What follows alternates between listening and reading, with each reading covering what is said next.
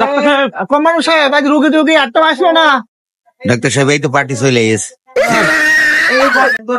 ভাই বসেন বসেন বসেন বসেন। ভাই শেষ পেটের মধ্যে জ্বালা।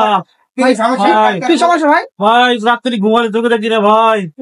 ভাই গো, আর কি সমস্যা ভাই? ভাই পেটের মধ্যে জ্বালা ভাই, পেটের মধ্যে একটু কল লাগিয়ে দেখেন ভাই। ভাই ভাই বাঁচবো তো ভাই? ভাই ঘুমালে চোখে দেখি না ভাই, হাগার আগে মুছতে ফেলি ভাই। ভাই শেষ ভাই। আচ্ছা সমস্যা নেই, বাঁচবো তো ভাই? ইনশাআল্লাহ বাঁচবেন, কোনো সমস্যা নেই। পেটের মধ্যে একটু কল লাগে, ভালো করে দেখেন ভাই। ভালো করে দেখেন।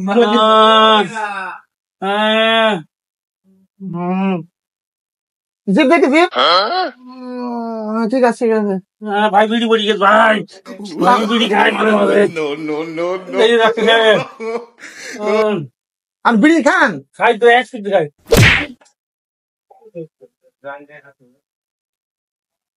ভাইজান দেখেন দিয়ে ওষুধটা। আমি তো কিছুই পড়তে পারিনি, কম্পাউন্ডারের চাকরি নিলাম, কোন বিবাদেই পড়লাম। এ ওষুধ তো নেই, তা আপনি কালকে আসেন, আইনে দেবো না আপনার। যান।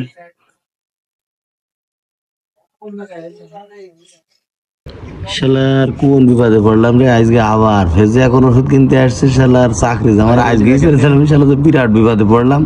ও তে এই ওষুধ কি হয়েছে? এই ওষুধ তো আমাদের এখানে নেই। তে ভাই ওষুধ নাই ভাই, দেখেন ঠিকানা।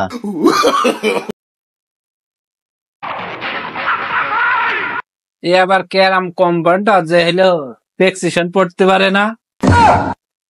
এই জন্য তো আমার সাথে ওষুধ বিক্রি হয় না। ওমা ডাক্তার সাহেব দেখেন, তাড়াতাড়ি দেখেন। আমার বিছানা করে রুগী বাঁচান। আপনার রুগীর বিড়ি খাওয়া বন্ধ করতে হবে। ভাই আমি বিড়ি খাওয়া বন্ধ করতে পারবো না। কি বলতে বিড়ি না খাওয়া বন্ধ না করা পর্যন্ত আপনার রুগী সারবে না। তাই তো। হ্যাঁ ভাই, এই সিগারেট খাওয়াটা খুবই খারাপ জিনিস ভাই, এই থেকে যক্ষা হয়। ঠিক আছে ভাই, আপনি এই কাজটা কোনো সময় করবেন না। ডাক্তার সাহেব আমি বিড়ি খাওয়া বন্ধ করতে পারবো না।